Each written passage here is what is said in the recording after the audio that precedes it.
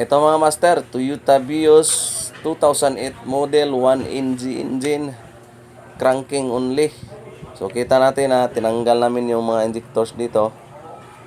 So pagkatapos naming pinalitan ng fuel pump, kasi nga ay mahina yung shower niya.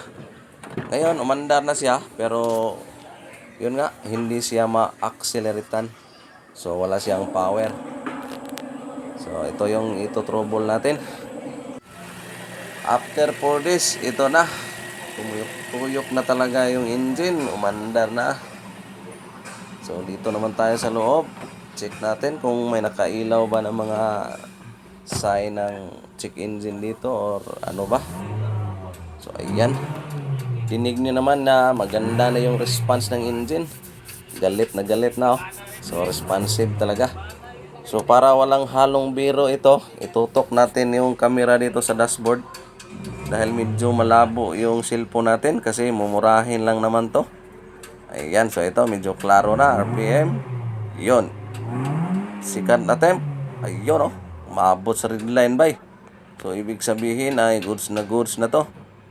So wag niyo na pansinin niyo muna yung RPM kasi nga naka 1,000 pa siya dahil malamig pa yung engine. So off. Start natin ulit.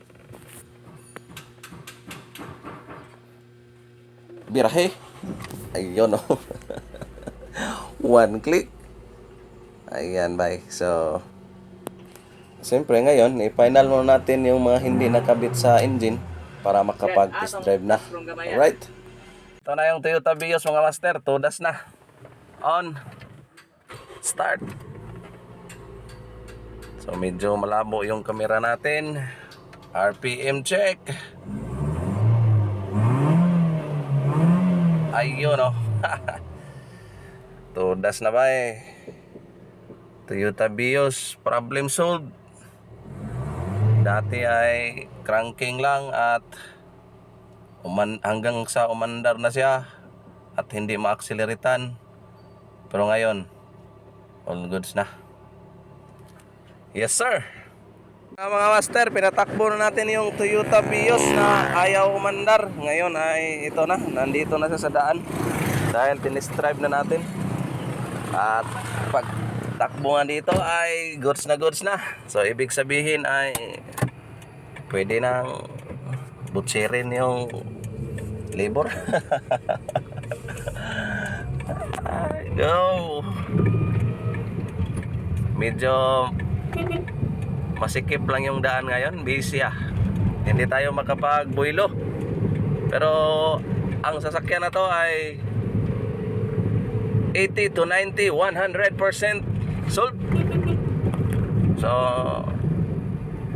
ganun pa man ay nagpapasalamat tayo dahil sa ating mga tsamba talaga. So patsamba-tsamba lang naman yung troubleshooting natin at yun nga, magkatugma naman.